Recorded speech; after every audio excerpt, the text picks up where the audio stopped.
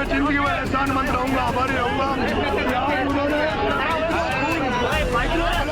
इतना ब्लड इकट्ठा किया है कि वो मेरे वजह से मैं पिता के लोगों के हाथ जोड़ के उनको धन्यवाद ज्ञापित करता हूँ। उनका एहसानमंद रहूंगा, जिंदगी में एहसानमंद रहूंगा। बहुत बहुत धन्यवाद। राम राम। धोबी।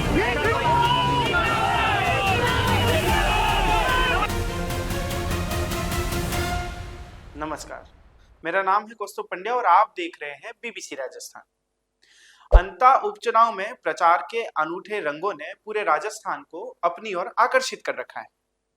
राजस्थान की राजनीति में इस वक्त सबसे दिलचस्प मुकाबला 12 जिले के अंता विधानसभा सीट पर देखने को मिल रहा है, जहां कांग्रेस और बीजेपी दोनों ने अपने बड़े बड़े चेहरे प्रचार में उतार दिए हैं।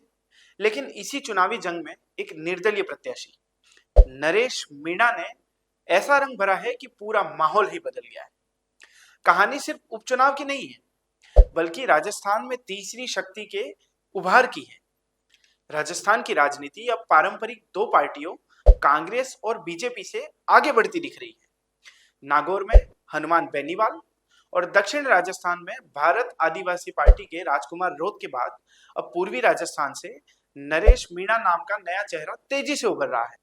अंता विधानसभा उपचुनाव में नरेश मीणा कांग्रेस से बागी होकर निर्दलीय मैदान में उतर चुके हैं, लेकिन उनका प्रचार किसी पार्टी से कमजोर नहीं, बल्कि कहीं ज्यादा जोशीला और जमीनी दिख रहा है। जहां एक और कांग्रेस के लिए सचिन पायलट रोड शो करने पहुंचे, वहीं पर बीजेपी से पूर्व मुख्यमंत्री वसुंधरा राजे और मुख्यमंत्री भजनलाल शर्मा को एक साथ रथ में सवार होकर प्रचार के मैदान में उतार दिया गया है। दोनों दलों की ताकत और तिकड़म के बीच नरेश मीणा बिना किसी बड़े चेहरे के अकेले दम पर पूरा चुनावी रण संभाले हुए गांव गांव ढाणी ढाणी, कभी घोड़ों पर तो कभी ऊंट पर तो कभी हाथी पर सवार होकर नरेश मीणा का काफिला इस बार जनता के दिलों तक पहुंच रहा है। मांगरोल इलाके से उनके प्रचार की कई वीडियो सामने आए हैं, जहां समर्थकों का उत्साह किसी त्योहार से कम नहीं दिख रहा। कभी सैकड़ों समर्थक उनके साथ पैदल चल रहे हैं, तो कभी उन्हें अपने कंधों पर उठाकर मीणा जिंदाबाद के नारे लगा रहे हैं। लेकिन सबसे भावुक पल उस वक्त देखने को मिला जब समर्थकों ने अपने खून से उन्हें तोलने का अनोखा तरीका अपनाया।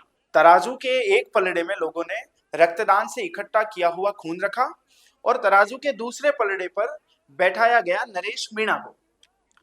उस पलड़े के संतुलन होते ही भीड़ जय अंता जय मीणा के नारों से गूंज उठी। इस मौके पर नरेश मीणा ने कहा, यह खून मुझ पर एहसान नहीं, भरोसा है और इस भरोसे को मैं जिंदगी भर याद रखूंगा। राजनीतिक विश्लेषकों का मानना है कि नरेश मीणा का यह अभियान राजस्थान की राजनीति में एक नए समीकरण की आहट है, क्योंकि वो भाजपा के डॉक्टर किरोड़ी लाल मीणा और कांग्रेस के सचिन पायलट दोनों के ही करीबी माने जाते रहे हैं, लेकिन इस बार उन्होंने किसी का सहारा नहीं लिया। यानी वे मैदान में पूरी तरह स्वतंत्र और आत्मविश्वास से भरे नेता के तौर पर काम कर रहे हैं। अब सवाल यह है कि क्या 12 की यह लड़ाई सिर्फ अंता सीट तक सीमित रहेगी या फिर ये पूरे पूर्वी राजस्थान की राजनीति का रुख बदल देगी। क्योंकि अगर इस बार जनता ने नरेश मीणा को चुन लिया तो सिर्फ विधायक नहीं, बल्कि राजस्थान की राजनीति का अगला राजकुमार और अगला हनुमान बेनीवाल बनकर उभर सकते हैं, जो जनता के मुद्दों को नई ताकत के साथ सत्ता के गलियारों तक पहुंचाने की हिम्मत रखते हैं। 12 की धरती पर जो कुछ चल रहा है वो सिर्फ एक उपचुनाव नहीं है, बल्कि राजस्थान की तीसरी शक्ति का उभार है। राजस्थान से जुड़ी इसी तरह की खास खबरों को देखने के लिए बने रहिए हमारे साथ। बीबीसी राजस्थान, जनता की आवाज, जनता का विश्वास।